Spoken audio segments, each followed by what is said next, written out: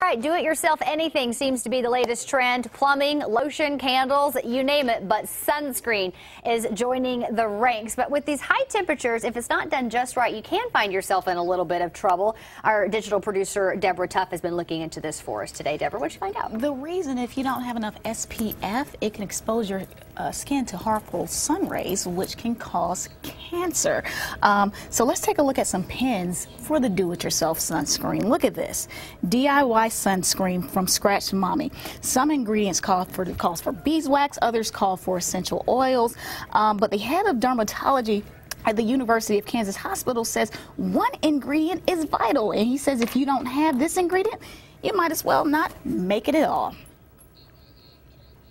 Almost every recipe I saw included zinc oxide, also known as diaper paste or baby butt paste. That's the old-fashioned white goo you see lifeguards wearing in 1960s beach movies. That stuff is a great sunscreen. The problem is people don't always like the way it looks. If it gets too dilute, the SPF factor may be too low. So if you're using just a couple of teaspoons of zinc oxide and a whole jar of other oils and creams, you may not be getting much protection. Now, these ingredients are easy to find, and Johnny Ann, I know you were able to do that. Yeah, we decided it'd be fun to go out and see what we could do to make our own if you're being careful. So one of the ingredients that we needed is zinc oxide. What I actually did was found this at a local drugstore. I think I picked these up at the Walgreens, and really what it is diaper rash paste. Did you know that? Yeah. This is a 40% zinc oxide, and that's one of the strongest formulas that you can find. And then the other ingredients I got from Nature's Own down on Main Street, not far from the plaza. It's coconut oil and shea butter and some tea tree oil. This is an essential oil. So, Deb, basically you can find the ingredients at a health food store and at a drugstore. You may make two stops. So I just wanted to show you how to make this really fast. Okay, cool. And so I'd let you help if I had 2 spoons here, Deb. What I'm going to do is put in basically about 2 ounces of this coconut oil, which is really healthy for you. Yeah. You can use this to cook. You can use it as lotions. What I'm doing is I basically set up a makeshift double boiler here, Deb. And then I'm going to get about 2 tablespoons of this shea butter, which is also great for your hands if you have dry hands or dry skin.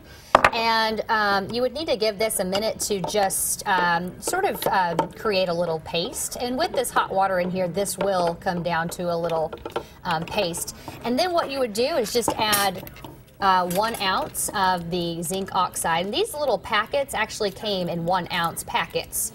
So that would make it easy to measure. Right. So continue to stir that until it turns into a paste that you can easily spread. Okay. And then we will add 8 drops of this essential tea tree oil. So you would just add the drops of that, and that also can be a repellent for insects. I don't know if you knew that. No, and then I didn't. Basically you'd stir that up, you'd add that to a container that you would then keep at room temperature, and there's your homemade sunscreen. I'm taking this home. Speaking of what, take that home with you. Yes, we have that recipe on our website at kshb.com/thenow. But speaking of that sunscreen, Gary, I imagine with that bald head you've got there, you may need some of that up top for today, huh?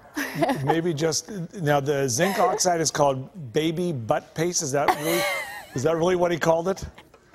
That's diaper rash paste. Oh, okay. So much different. Yes, different.